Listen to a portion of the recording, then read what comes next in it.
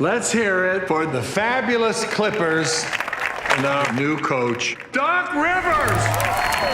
I am so excited to speak with you about this project. I mean, to start off, you are a seasoned actor. I mean, you've been in over 100 projects. So what really spoke to you about Clipped as a person as well as an actor? It was the writing, really. I was aware of the story, but I'm not a sports fan, so it wasn't something I was following closely. But there's a sensitivity, an intelligence, a nuance, a kind of honesty about racism and sexism and privilege and power. And it's all done with great humor. It was all written with such great humor.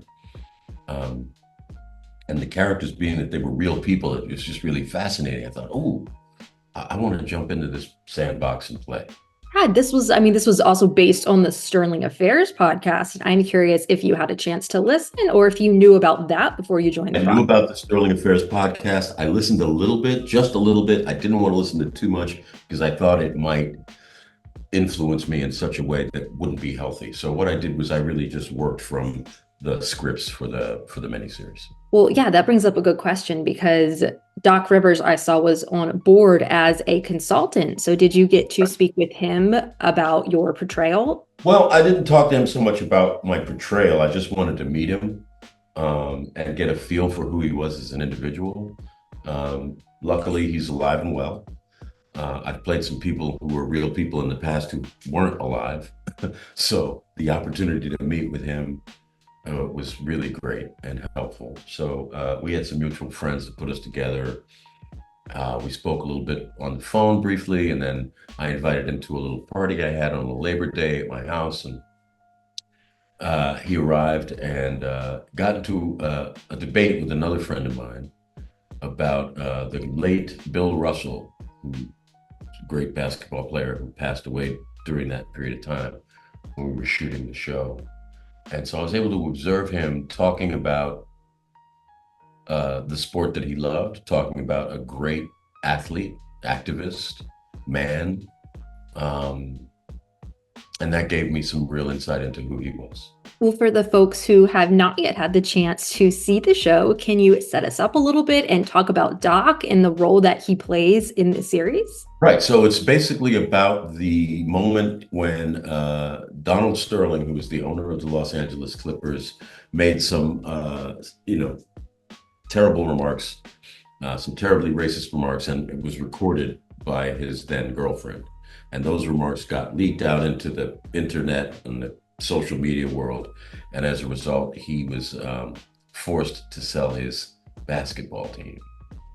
I played Doc Rivers, who was a basketball player for the Clippers back in the 90s and then has become the coach.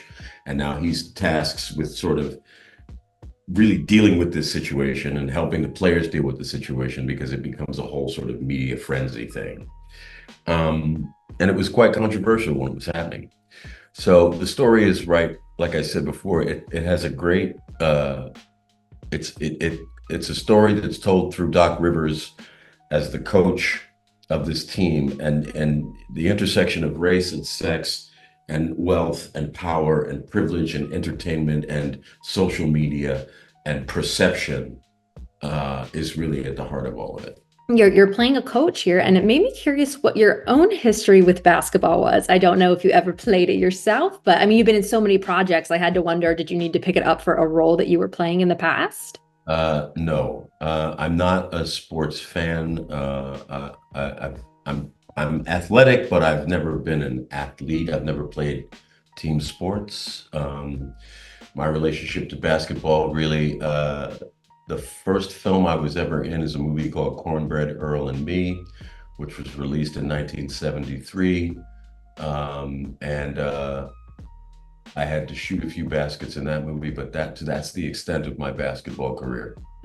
Well, lastly, what do you hope people take away from this after learning about what happened on the Clippers team and really being educated on the subject? Yeah, Rachel, I always hesitate to ask that question because to answer that question because, really, my job is about meeting the audience's expectation. And I know the audience's expectation is that we deliver performances that are believable and entertaining.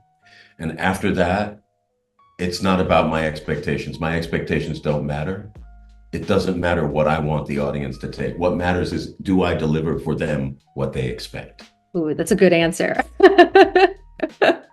Well, since I got you for another minute, I know that Clipped is a limited series, but you've got a lot of other projects in various stages of production. So is there anything you can share about what's upcoming? Well, what just about hopefully will get released. I don't know if it has distribution right now, but I just was at the Cannes Film Festival with Francis Ford Coppola with his opus, this film called Megalopolis, starring Adam Driver and Giancarlo Esposito and Natalie Emmanuel.